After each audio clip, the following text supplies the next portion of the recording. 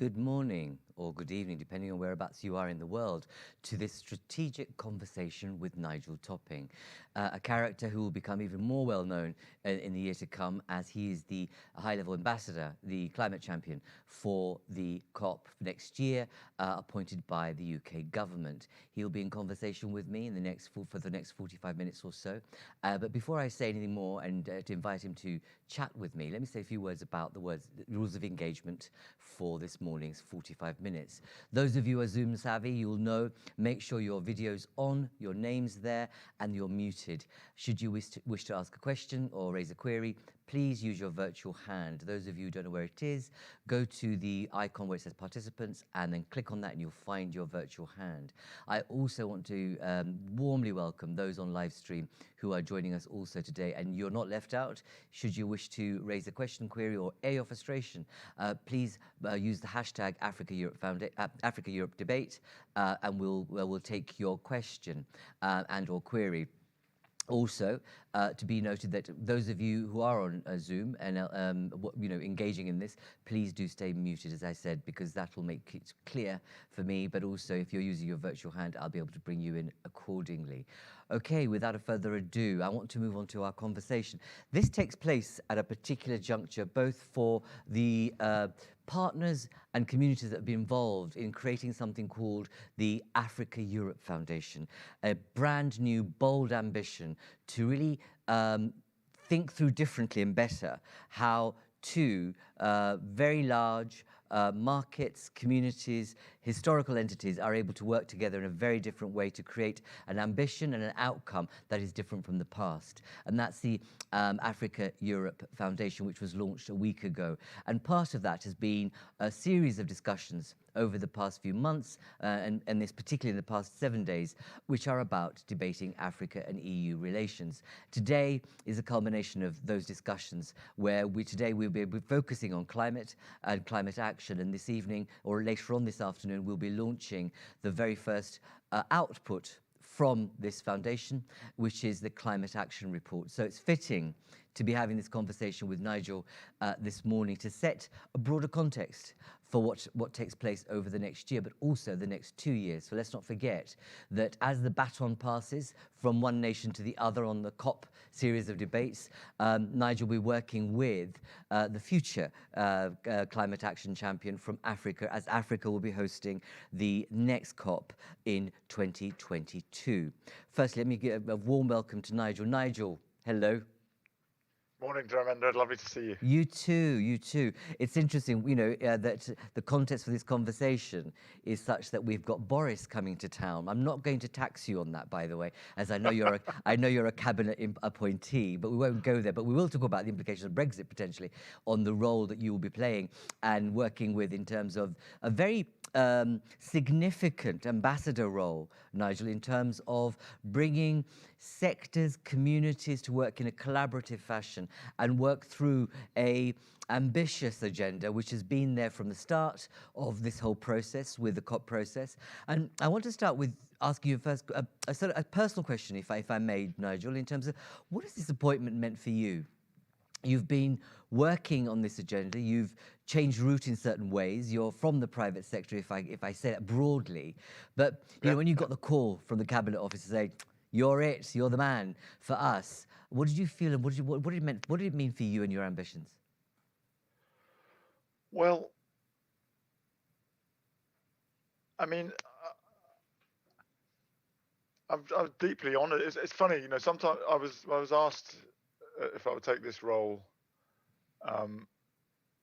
just before Christmas last year. I was formally appointed in February, but it took me about a nanosecond to say yes. Because sometimes you get asked to do things and everything feels, honestly, I felt like everything I've worked towards in the last 30 years of my life has been preparing me to do this role. So I feel a real honor because it's a big role and a huge sense of responsibility because it's a big problem.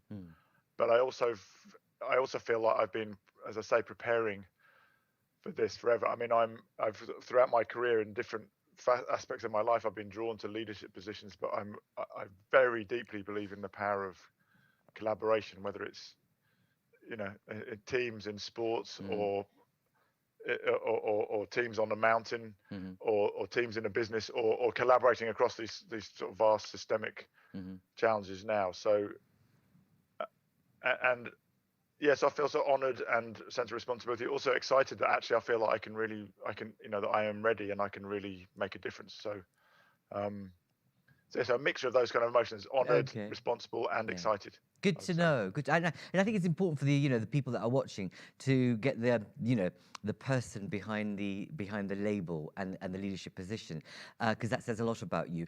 I mean, you brought together a significant collaboration, the We Mean Business. And how has that informed a term that you are associated with already, Nigel, which is radical collaboration? What does that mean?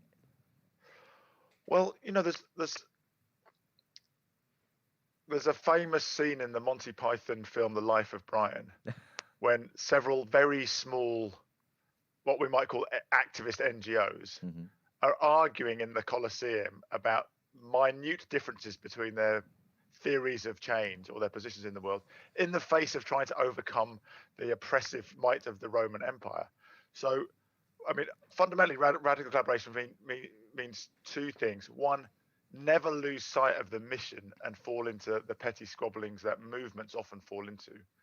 Um, uh, and so retain that very bold ambition and sight of what it is we're trying to do. I mean, what we're trying to do here is nothing less than the complete transformation of the global economic system and the energy sources that it relies on. I mean, it's a massive undertaking, so we should never forget that and let our personal or organizational egos lead. They're always there, and they're a force. There's a will to power and a will to act, but they shouldn't when they start to lead. And the other thing, so there's in a way the radical bit is about being very bold, but also about really valuing the diversity of different approaches. And so with We Mean Business, I'd been working at the Carbon Disclosure Project, which is one of the founding members of the We Mean Business Coalition. So We Mean Business is a coalition of 7 core partners, but many, many more, all working with the business community to drive ambition and action on climate change. And historically, they had often ended up behaving like those little NGOs in the Colosseum in The Life of Brian, and kind of sniping at each other and being more competitive with each other than with the system that they were trying to change. So taking the helm of that collaboration was both an opportunity, but also a huge learning experience, because organizations that I hadn't actually known that well before and had maybe been privately critical of, I grew to appreciate that actually they were all very good at some things that others weren't very good at, and learning what everyone's good at allowed us to play to each other's strengths and collectively be much, much more impactful. And in many ways, the role I've got now is like taking the women business experience, but on a broader platform globally and in terms of different stakeholders as well. Indeed, and you couldn't have been appointed at a more challenging time. I mean, you couldn't have, thought, my goodness, we have a crisis which is both financial and health. We've got Brexit, UK moving out, what's seen as being, a hugely political, momentous occasion for all the wrong reasons, one might say. And there you are, having to champion this kind of global role to take us forward. So, I mean, the context for this conversation, as I said in the early part of the introduction, is about a relationship between two continents that want to work differently and towards a mutual and shared ambition for change for people in communities. And before I ask you about the approach you take to various continents, but in particular in our interest is Africa, say a little bit about the framework you're working towards in terms of what can we expect as the UK leading COP next year? What's your framework of both ambition, but the priorities you're going to establish? Because if you can reveal those now, it'll be helpful to people to understand how they coalesce around you. Yeah, well, first of all, Dharmendra, I should explain a little bit the nuance of my role, because although I'm appointed by the UK Prime Minister, the mandate for my role actually comes from the parties to the UN Convention. So Indeed. I'm not a spokesperson and I don't sit in the UK government. Obviously, I work very closely with them, but my mandate comes from all of the countries who are parties to the UN Climate Convention, who created the role of high-level champion in order to, alongside the multilateral negotiation process, to drive what the UN system calls a non-state actors, so businesses, investors, cities, states and regions. So, and I work with Gonzalo Munoz, who's the Chilean high-level champion. So Indeed. there's always two. Anyone, Yeah, so, you as handed you on the say, baton, yes. I'll work alongside an African champion after COP26. So my framing is slightly different from the UK government's framing, but very. So the government has to, the presidency has to deliver the negotiated process, which is very complex and technical, and has a consensus requirement for decisions.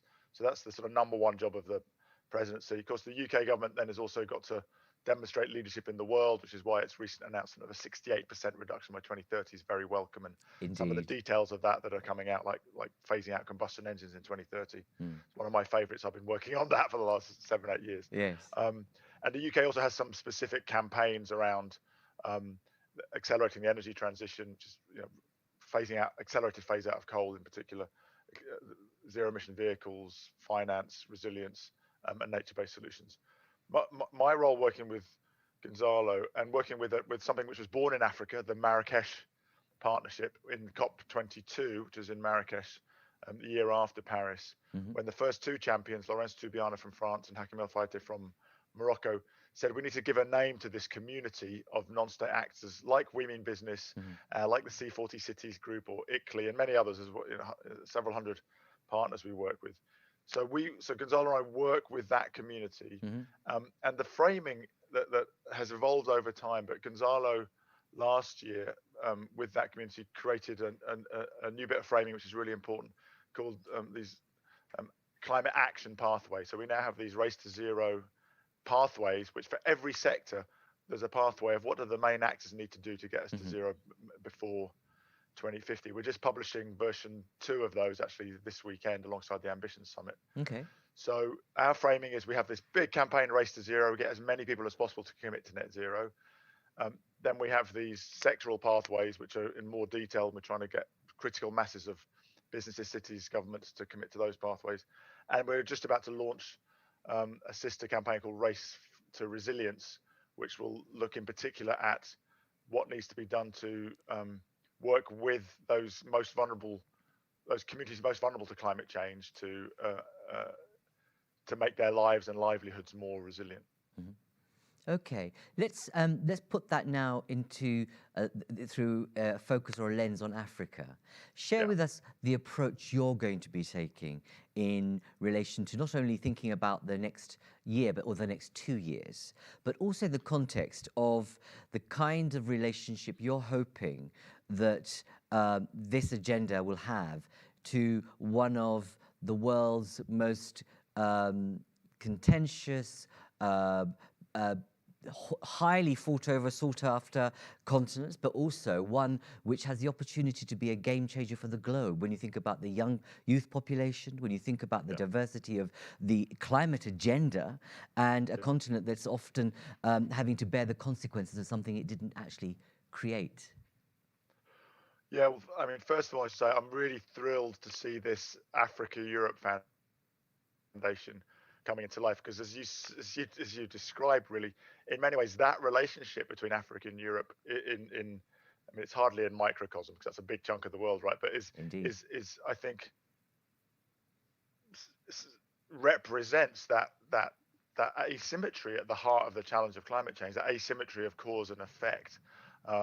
The fact, so I think if Europe and Africa can crack that, then that's really hopeful for the world, and it does need a reset. So I'd like to thank all the organisers for pulling this together, and I also want to call out Camilla Toulmin from IED for bringing me into this conversation, because I have spent small bits of time in Africa, in Morocco and in Zambia and Kenya and South Africa, but I've never worked in Africa, so I don't have a kind of lived experience that I can draw on, or a strong personal network. But it is very clear to me, and of course Gonzalo is from the global south, but Chile is very different from Africa. Absolutely. So it's very clear to me that we will not solve the huge challenge of climate change unless we dive into this asymmetry in the way that you are with this Africa-Europe dialogue and foundation. And so a couple of observations that I've made in the first sort of 6 months on the job. One is that when we organise only at a global level, then there's a huge structural bias towards the global north. Mm. So when I get 100 people together around the Marrakesh Partnership, even though many of them are global organisations, they're mostly based in Geneva or London or Washington. So the mindset, the sensitivity, the life experience isn't global. You know, you can't fake that, right? I mean, the fact that I have not spent years of my life in Africa means I will never have that lived experience, right? So the first realization is that we have to address that balance. So Gonzalo and I have committed to making that at least a 50-50 north-south balance in the overall Marrakesh Partnership in the next 2 years. Second observation is you really need to go more regional, because context really matters. You know, culturally, linguistically. You know, I'm personally looking forward to doing a lot more work in Francophone Africa. My wife's French Canadian, so I'm a fan of some of the more interesting French accents that you hear in Africa and in Quebec. But so we're realizing, so we've been doing it, and we're doing quite a lot of listening to try and understand what's happening in Africa. What are African organisations doing? What are the nuances and differences? We're very conscious, as you said, that the next COP presidency, and therefore the champion who I will work with, will come from an as yet undefined African country. So we're very keen to, you know, historically the role has come with very few resources. So we've been very entrepreneurial in building up a team, but it's mainly South America and Europe, because that's where Gonzalo and I come from. So we're very keen to extend the platform that we built into Africa ahead of the African presidency, so that by the time there's an African presidency and champion, we're building a global presence with local capability. So we'd love to talk to anybody here who's got ideas or can help us think through and implement. So let me just pause. Those of you on Zoom, you heard that. Here's an opportunity to engage and support Nigel in his role. And from the, you know, for whatever ideas you have, I do encourage you, put your virtual hand up if you want to engage, but also use the Zoom chat. The Zoom chat function is fantastic, and you know, if I don't get around to asking the question, don't worry. Nigel will answer it later. I can assure you, we will. It's on the Zoom chat, so please make the opportunity a real one for you as someone who's going to be leading this charge as of next year. So, any ideas? Please put your hand up. But carry on. Sorry, Nigel. Well, I think that's it really. You know, in Paris. Everyone was focused on securing a global deal, and in Glasgow we're going to have the first test of that global deal in terms of, can we finish the negotiations? Our country's going to come forward, and we're going to learn a lot on Saturday, right, with this ambition summit. But the political tailwinds are good now. We have well over 100 countries saying they're going to commit to 100%. Of course, we have China, South Korea, Japan recently upping their game, and then an incoming presidency in America that's going to come back into the Paris Agreement, and then the UK and the EU also leading the charge. So I think the political tailwinds are good, but what we're really trying to do, Gonzalo and I, with all of our partners, is really make sure that COP26 is the first COP that's really about implementation. Yes. So we're bringing the sense of momentum and practicality, and those collaborations between cities and businesses and national ministers who are between them, making the changes we need to accelerate in a way that we know we can and are starting to see. That's really good to hear, Nigel, because for many, and when I think about the ordinary person on the street, you know, everyone refers to and invokes the ordinary person on the street, but it matters, because this agenda is intimately about people, communities, and localities behaving differently and demanding differently, and wishing greater accountability from their political leaders to actually do the right thing, rather than simply have their hand tied, you know, behind their back with their fingers crossed about, yes, I'm really doing it, but I'm not, if you like. What will you do to create a very different, if that is your ambition, a different atmosphere around COP next year, where you get a sense of a people-powered approach and community civil society organizations being much more at the heart? Because I've been moderating a lot of our Debating Africa discussions, and you know, one of the issues has been about people from all over Africa feeling not listened to, not connected, or having ideas, being entrepreneurial, not being able to have access to finance to really power some of their ideas, but most importantly, having that sense of engagement and voice. Is that something you're going to hopefully do something about?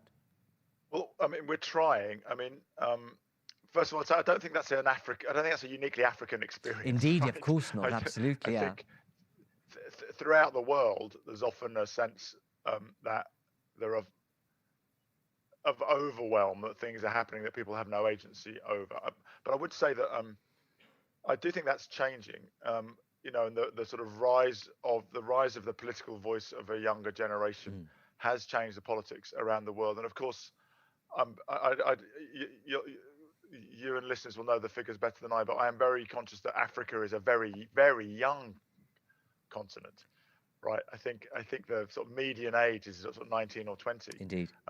Which means someone like me, age 55, is very much an elder in an African sense, and it means that people aged 15 and 16 who maybe don't vote yet are going to you know are at the demographic heart of the whole continent. So their voice is even more politically important than it might be in Europe, say. I think so. A couple of things. First of all, to really recognize that diversity of voice is important. So 2 examples of some things that we've been doing, which we're encouraged by. We have a very good partnership with an organization called Future Stewards and the TED, which most people will know of. And we partnered in October on an event called Countdown, which is all about trying to raise awareness of the science of climate change and the solutions.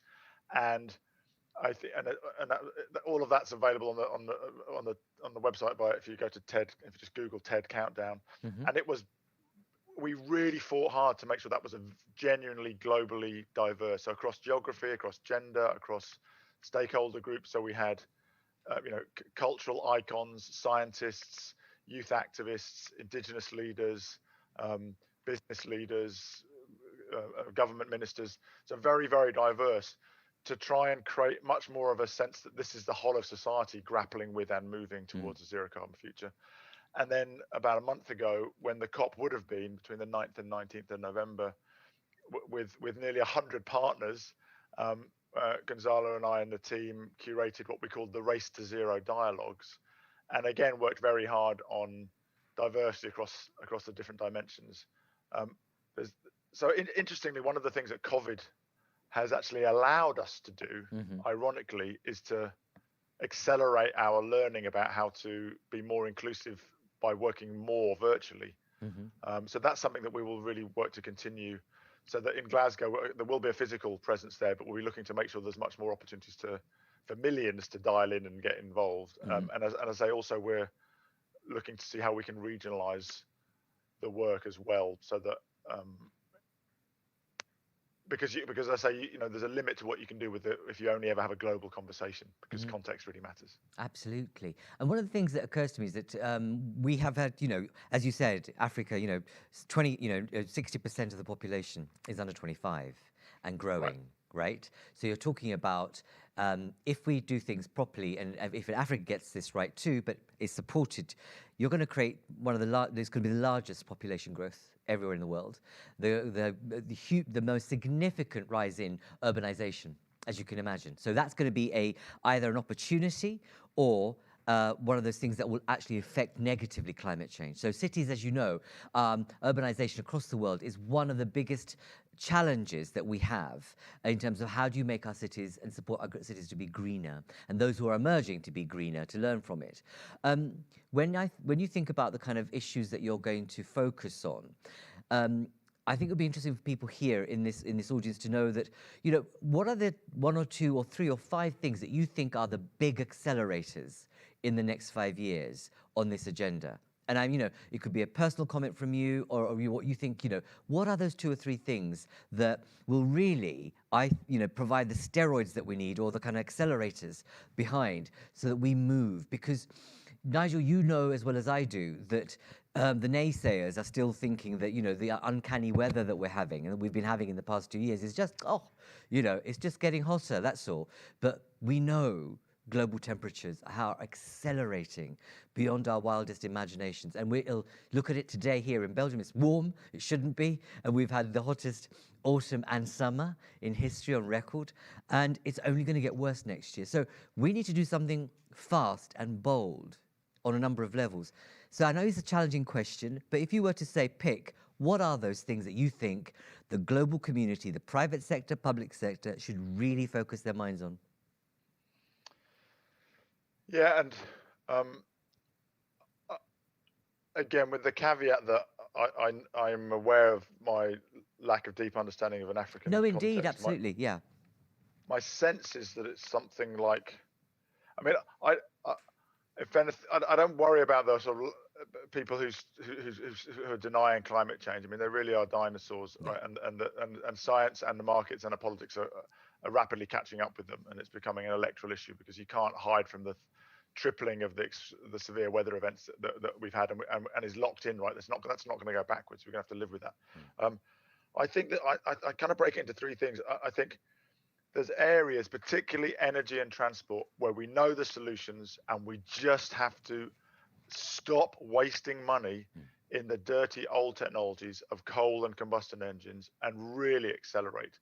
Now, that's really important in Africa, is that we don't end up with Africa being used as the dumping ground for old technology, so that all of the secondhand cars, combustion engine cars from Europe, end up spending another 20 years on the road in Africa. So that's a big challenge, but we know the solution. So the challenge is, and those are profitable solutions microeconomically and macroeconomically. So that's a question of how do we mobilize the capital to build the infrastructure and mobilize the political will to make the changes, to make sure that Africa has a leapfrog and doesn't follow Europe 20, 30 years behind and exacerbate problems of air pollution and climate change and all the pulmonary health issues.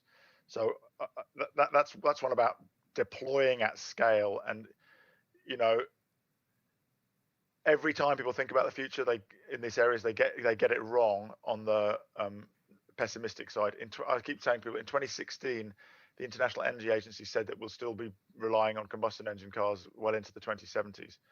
More and more countries now are banning combustion engine car sales from 2030. So the future's come forward 40 years. Indeed. We need to make sure that future comes forward 40 years in Africa as well, as and in renewables as well. I think the second area, and I'm glad you mentioned it, cities. I mean, I think the mayors of the world have a newly found political confidence, particularly coming from this issue of climate change. So I think it's, and given both the rate of population growth, the rate of urbanization, and the levels of urban poverty, I think that the city has a real nexus of accelerated change. I think there's something like 1 billion slum dwellers in the world, right? Those are amongst the most vulnerable lives in the face of extreme weather events, because if you're living in an informal settlement, then your exposure to too much water or too little water or hurricanes is much greater than if you're living in a bricks and mortar dwelling. And actually, I think because of the rise of the voice and the collective of mayors around the world, across the north-south, just as I think if you look at an organisation like C40 or ICLEI, these big coalitions of mayors, they're partnering very well across north-south dimensions in the way that the Africa-Europe Foundation is. So I'm quite hopeful about cities, but it needs a real focus. The third area, which I think is particularly important to Africa, is farming. And again, depends whose numbers you think, but between 2 and 3 billion people in the world are reliant on smallholder farming for their livelihoods. Many of them don't have access to banking, to insurance, to extension services. Many of them are still malnourished. So I think that's a really tricky notch, though, right? Because that's not just, whereas the energy transition, a lot of it's around substituting one technology for another. What we need to do collectively to provide resilient livelihoods for smallholder farmers around the world, and I think particularly in Africa, is very complex, because it's about all of the different political dimensions. It's about technology, it's about economy, it's about gender, it's about land rights, it's about indigenous rights, it's about infrastructure. If people don't have roads and access to refrigeration, then it's much harder to or digital access or insurance products. So I think that's probably in that order. Those are the three big ones, but that's also in order of what's, if you like, none of them are easy, but they get harder as you go down my list. Exactly, absolutely. And thank you for being so frank around that, because I know that there are a lot of people who have got their own take on what they think should be the big thing on this agenda, and that's good, actually. But there's something about the fact that because time is running out, literally, on this agenda, we need to find forces and pathways of acceleration. I'm glad that you set out those three. And, this afternoon, if you're able to, or people that support you or involved in you, will see what we're doing. We'll be launching our climate action report this afternoon. And the approach there has been to think about what are the accelerators for change on climate action in the context of the Africa-EU relation. I want to bring in a couple of people. You've all been incredibly quiet. I can see on Zoom. This is unlike you guys and girls. I will pick on you if you're not going to come forward. What I will do is I can see Frederick Muya. Frederick, can I pick on you? Excellent. Okay. Thank Please you very introduce much for yourself. giving me this opportunity. Yes. Yeah, Frederick Muya. I'm from the Jobs for Africa Foundation. We are about creating opportunities for the youthful population of Africa that you and Nigel referred to. And we insist on building value chains, skills development, not only the skills that are required today, but since we are talking about climate change, the skills of the future, because the world of work is going to change a lot because of the transitions we are talking about. And most importantly, entrepreneurship. I am from Kenya, a country that recently discovered oil, and I feel that Africa is in some sort of dilemma. How do you say to a country like Kenya that recently discovered oil that look, and everyone especially in the Turkana area, very dry area, that everyone is seeing opportunity, and then you're telling them, no, the focus is not going to be on fossil fuels, we need to transition to clean energy. And as you said, Africa has always been a victim of climate change for reasons or for activities that were carried out elsewhere. So Nigel did talk about energy, transport, and I would also say manufacturing with the new African Continental Free Trade Area.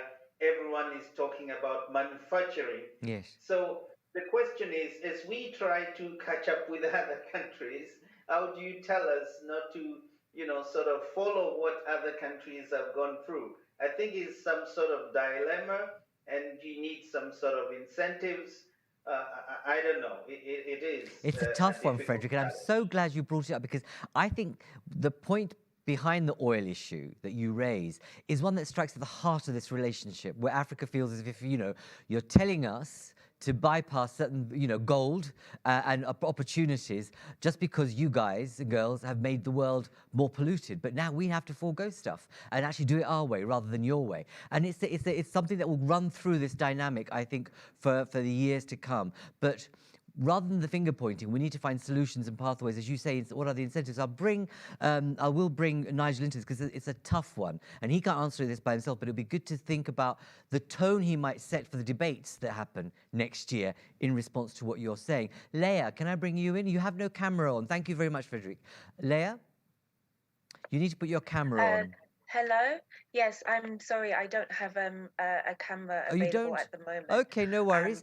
Introduce yourself. I did want to say thanks for starting off this discussion. And my question would be, what can you do as COP26 champion for climate action to get the ball rolling on finance to address loss and damage? As you'll have seen, the UK is pushing an adaptation and resilience narrative for COP26. And is including loss and damage within this. However, loss and damage is a separate article in the Paris Agreement and has a mechanism under the UNFCCC, the Warsaw International Mechanism on Loss and Damage, whilst resilience is an objective.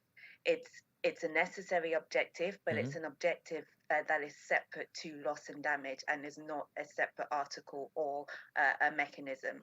And as such, finance to address loss and damage must be a clearly separate discussion point of the post-2025 climate finance discussions that are due to start at COP26.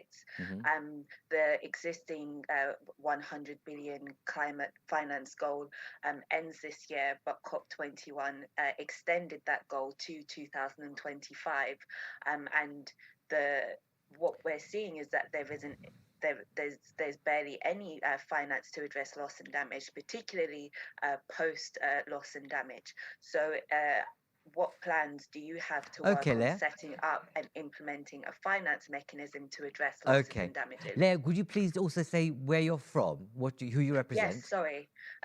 My name is Leah Achampong. I'm the Senior Policy and Advocacy Officer on Climate Finance at Eurodad, the European Network on Debt and Development. Absolutely. Thank you very much for that. Robert, I'm going to move to you. Robert? Yes. Thank you very much. Hello, Robert. My question is related. Just introduce yourself very briefly for the sake of the audience. I would like to say that I think it's great that, Nigel, you will be championing this race to zero to advance mitigation objectives. But it's going to be equally important to champion a race to 100 billion annually for the Green Climate Fund in order to support adaptation efforts. And adaptation efforts today, we shouldn't get behind the ball on adaptation the same way we got behind the ball on mitigation. If we don't get, very forcefully engaged in adaptation efforts and fund them in a major way today, then we're going to have to face very big loss and damage costs in the future. And that's not the ideal situation. The ideal situation is to be proactive and to do something today for adaptation, especially for Africa, where losses will be very high. Sure. Unless we adapt. Okay, Robert. What can you do to also support a race to 100 billion annually? Yeah, Robert. Just say which organization you're representing. Oh, I'm sorry. I'm from the UNCTAD, which is the United Nations Conference on Trade and Development in Geneva, and we work with African countries on a number of green economy and climate change issues. Okay, great. I mean, on the Zoom chat, because I'm running out of time, unfortunately. You've all suddenly kind of decided to engage in the last 7 minutes of this conversation. And so I'm not going to have an opportunity to bring all of you in, I'm afraid, but do put your comments on the Zoom chat. But the question you're raising is an important one, because in the context of the fact that we are globally in the biggest public sector debt we'll have on history, on the record books. So I think that's going to be a tough question for Nigel to come back on both those questions about loss and damage and the race to 100 billion. Salim, it's good to have you here. Welcome, Salim. Please briefly introduce yourself. Sure. I'm Salim Fakir. I have engaged with Nigel before, so I'm from the African Climate Foundation. I'm going to try to be very brief, Nigel, because I'm running out of time. But you talked about asymmetry, and I think you've reflected effectively historical burdens, and that Africa has been vulnerable to climate change as a result of human-made industrial development. But there is another asymmetry that will evolve, and I think it's fair to say, and it might, in my view, it requires a complete rethink of the Paris Agreement as well, in terms of how it deals with this. We are in the throes of, I think, fundamental tectonic shifts in terms of structural shifts happening in Europe, China, presumably in Europe, in the US. And these are going to create a new wave of technological developments that are going to be disruptive. And again, once again, Africa is going to be vulnerable to these technological disruptions. And in particular, other kinds of instruments being introduced in trade, standards, and other market mechanisms that will restrict goods and services flowing from Africa into Europe or anywhere else in the world, where decarbonization effectively is also a barrier for economic development. So I think that when we talk about the race to zero, particularly in Africa, I think we have to be cautious that there's going to have to be a lot of other kinds of support given, particularly to developing countries who are going to be subject to these massive new waves of technological disruption because of structural shifts in these other economies. And in the next decade, I think that's going to be quite visible. So I just want to alert you to that, and I just would like your response to that. Thanks. Thank you, Salim, for joining us. Right, I have to now move into the kind of final few minutes of this strategic conversation with you, Nigel. Nigel, do you want to come back to some of the points about the money question, the loss and damage, the creating the 100 billion fund, but also what Salim's just pointed to of a different type of asymmetry. Nigel, back to you. You're on mute. That's okay. The controller muted me. I'm rarely voluntarily mute. So Leah and Robert raised very important questions, but the first thing I have to do is just to remind you that I have no role in the negotiations. So both the 100 billion and the loss and damage are issues between sovereign states, and they're really important because they're about the context and the trust in the negotiations. So I don't want to diminish their importance, but that's not my mandate. In fact, my mandate is expressly not to work on those. So whilst recognising that they're really important, that's something that the Secretariat and the UK presidency have to work on. To your specific point, so we are launching a race to resilience because we recognise that there is this asymmetry also of focus on mitigation. And you could say that we've contributed to that by launching the race to zero first, right? And it's got lots of momentum. So we're launching a race to resilience, and we're putting lives and livelihoods at the heart of that. And there are vulnerable lives and livelihoods everywhere in the world. But again, the asymmetry says that most of the most vulnerable lives and livelihoods are in the global south, many of them in Africa. So we're deliberately launching this race for resilience, and it's going to be kind of announced on Saturday at the Climate Ambition Summit, but will be formally launched at the Climate Adaptation Summit, I think, on the 25th of January. And we're going to try and use the office of the high-level champions to raise the profile of and the level of energy and the level of money flowing towards resilience. But specifically to your point about a race to 100 billion, actually, I'm going to be provocative, Rob, and say I fundamentally disagree that we should have a race to the 100 billion. So let me explain that. I don't disagree that the 100 billion is really important and it needs to be delivered, right? That will be contentious because it was created in a grey way and it will be delivered in a grey way. And different people disagree with the OECD analysis.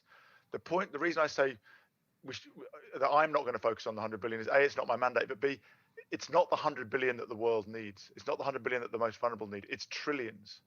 So I think we need a race to trillions. But I think we need to start more with what needs to happen.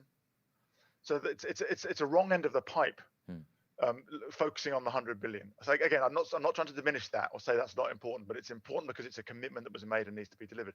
But what's really important is that lives and livelihoods that are vulnerable become less vulnerable, and that's going to require trillions. And that won't be the 100 billion being scaled up. It will be, how do we invest in the sort of leapfrog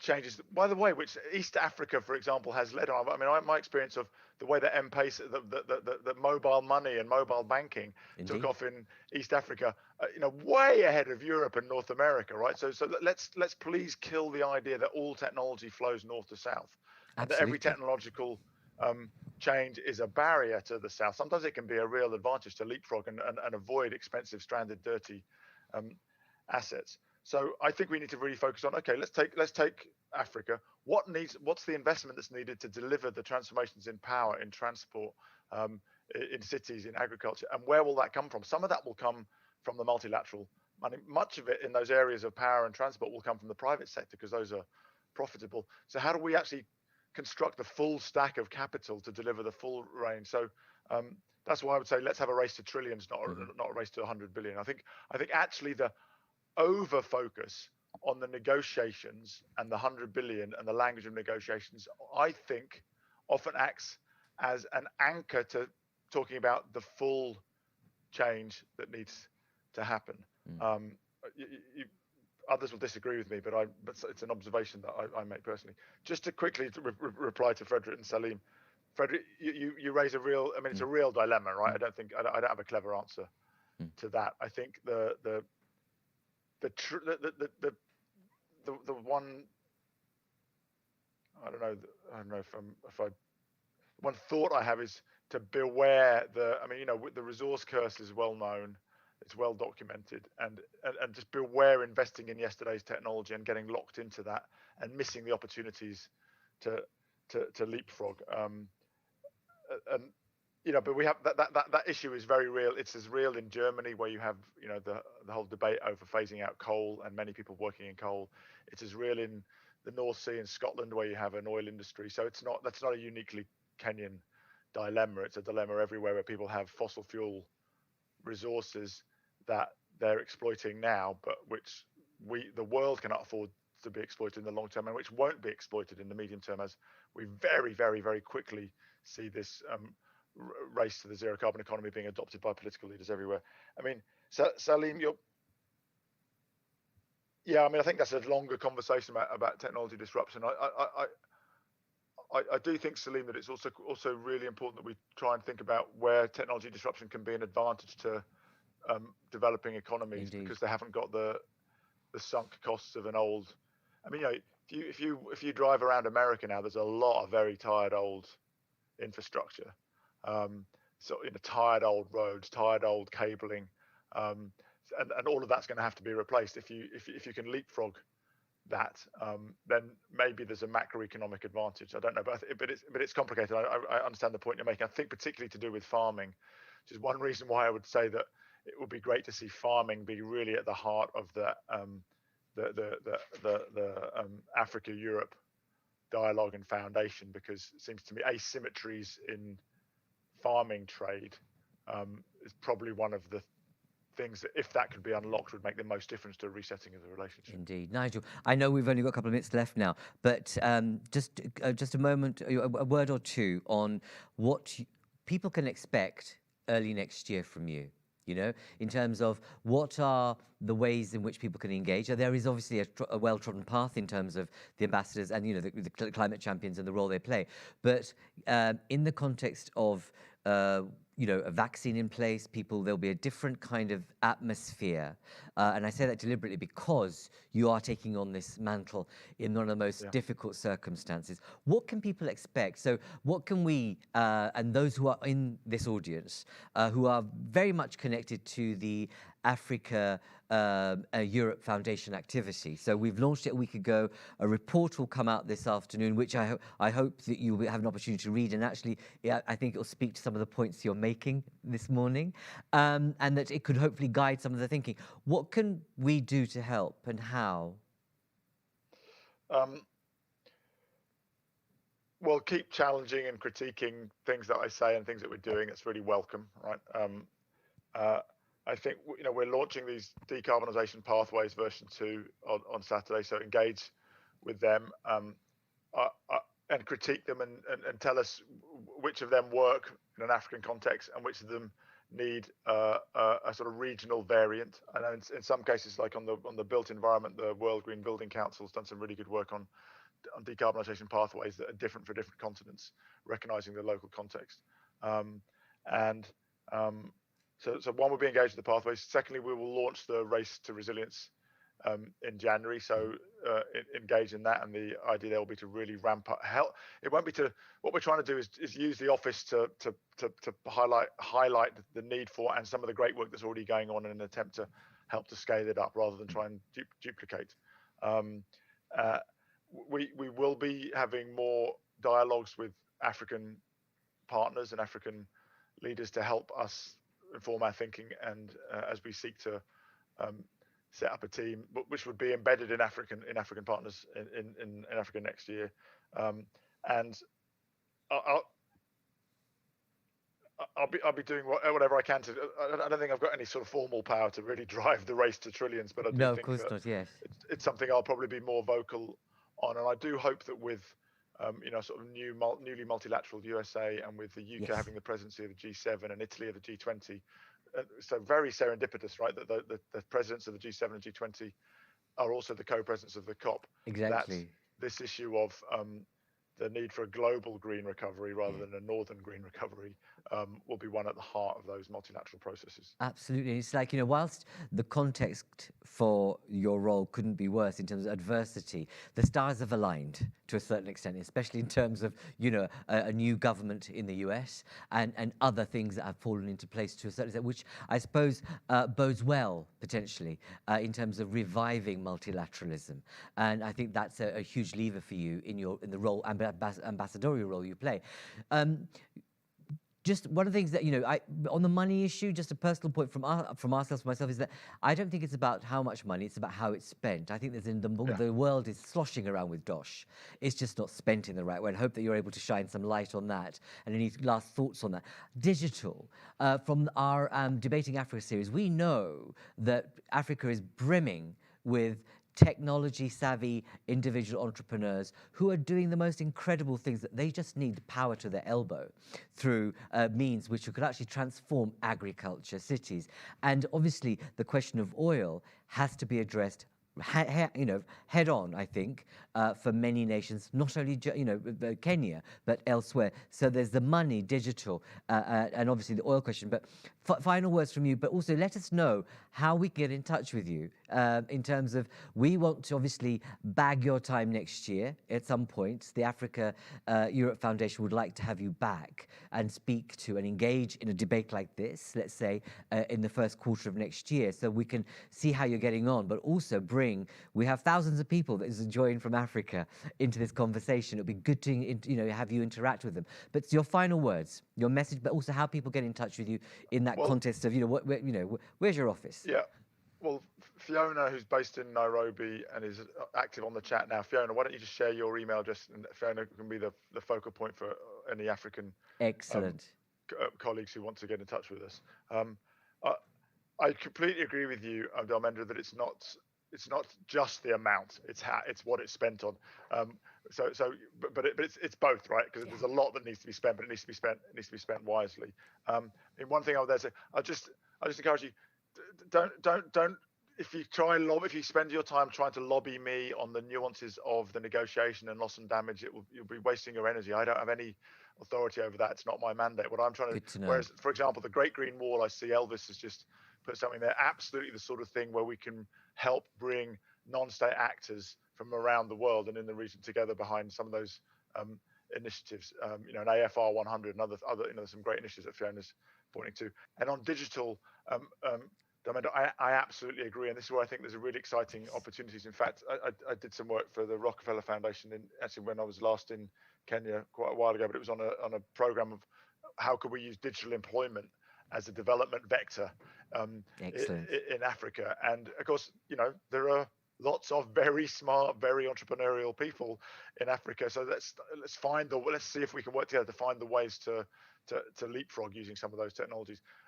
Also, let's make sure those technologies are being made available to all those farmers, right? Because of course they have huge, empowering impacts on smallholder farmers if they can be made accessible to that really important communities I've described. So, and I know we're at the end or even a little bit over, but it's been really a pleasure, and I know we've only scraped the surface of the questions. So, we'll remain in contact. I'm really committed to building more of a regional flavour to the work. Particularly, I think we need to do that in other regions, but because of the particular importance of Africa globally, and because the next COP president is going to be there, and I will be working with an African champion, I'm going to be leaning into working with African partners in particular next year. So thank you for the chance to be Nigel, part of this thank you. No, it's been great. It's been a real pleasure. I want to thank our Zoom participants, but also our live stream ones, because actually, without you being present, this would be meaningless. It would just be Nigel and I having a quick chat. But it's been great that you've been participating and making this worthwhile. But Nigel, thank you for being so generous with your time and being so frank. I can assure all those people this wasn't scripted. This was simply a conversation, which I hope that you found energizing, engaging, and informative. Thank you, Nigel, and I look forward to welcoming you back, and the Africa Europe Foundation will look forward to having another occasion to chat to you, and I hope that we're able to have another moderated session early next year. And all I can say to everyone here is thank you very much for your time and energy. Obviously, log on this afternoon to the launch of our Climate Action Report. You just go onto our website. It's happening at 2:30 p.m. this afternoon, and the report will be made live. So thank you all very much. Take care. Stay safe and mind your distance. And Nigel, thank you very much. And all I can say, I can see that you're going to be someone who's going to be eating and breathing this 24/7. And why wouldn't you? It's a lifetime opportunity. Power to your elbow and good luck to you. And see you again very soon. Take care. Bye-bye, everybody. Thank you so much. Bye-bye.